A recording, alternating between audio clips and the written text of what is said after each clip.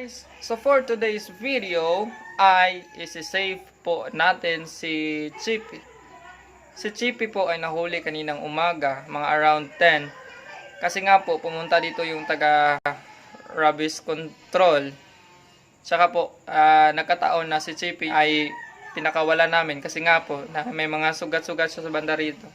Kaya yun, natsempuhan, hindi naman namin inakala na pupunta dito yung mga taga city veterinary upang manghuli ng mga aso. Yung mga kapatid ko, yung mga bata na napamahal dito sa aso ay talagang umiyak. Kasi sa pagkakaalam ko, mga hanggang 3 araw lang, tsaka papatayin daw. Tara, let's go!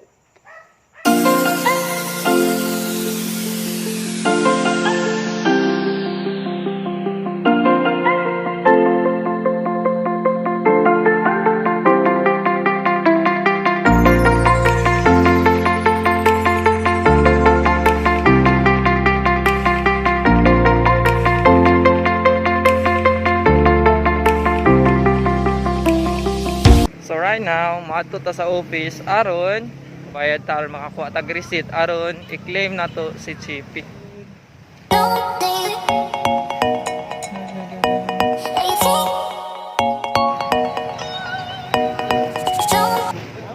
So finally, nakuha na nato ang receipt para mo claim ni Chippy. So here it is.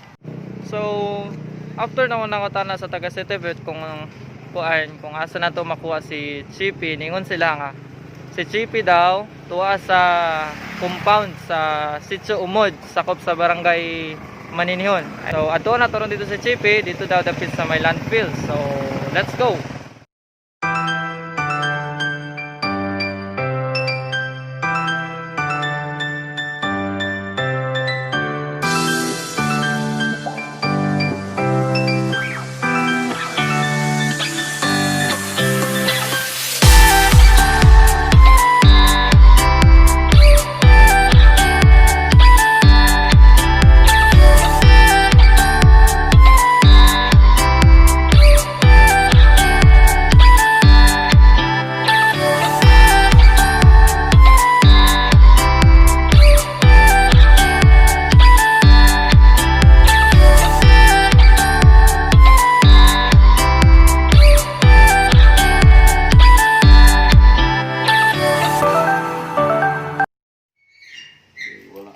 After 3 days? Pati yan? Tawag ako na. Chippy! Chippy! Chippy! Chippy! Chippy! Come here, Doggy. Come here. Chippy, Chippy. Come here. Wala na. Go home na ta. Sorry. Mas guulag niya. Di na ko siya managad.